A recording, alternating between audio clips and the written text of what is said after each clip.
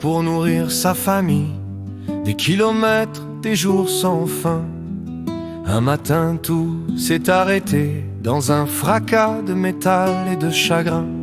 Son corps brisé, sa fierté éteinte, le temps s'est figé dans la douleur.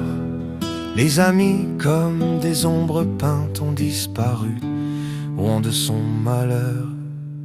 Et dans le silence de la nuit, il hurle sans qu'on l'entende. Son cœur meurtri, son âme en fuite, sous les rires du monde qui se moque. Chaque jour c'est un combat entre la chair et la mémoire.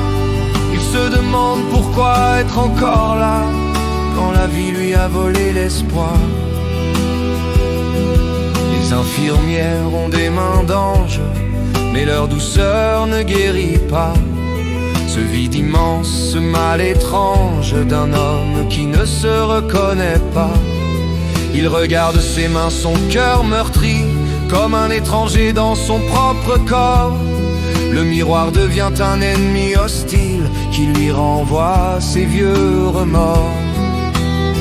Et dans le silence de la nuit, il hurle sans qu'on l'entende. Son cœur meurtri, son âme en fuite, sous les rires du monde qui se moque. Chaque jour c'est un combat entre la chair et la mémoire.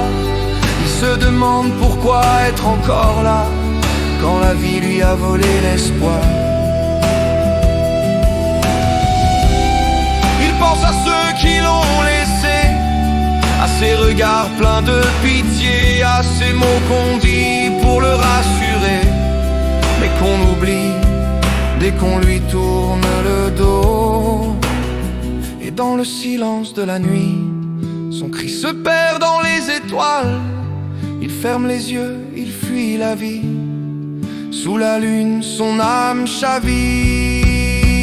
Chaque souffle est une prière, chaque larme un dernier adieu. Il voudrait s'envoler vers la lumière et laisser son corps derrière dans un ciel bleu. Pouvoir dire enfin adieu à ce monde douloureux. Oui, enfin dire adieu à tout ça.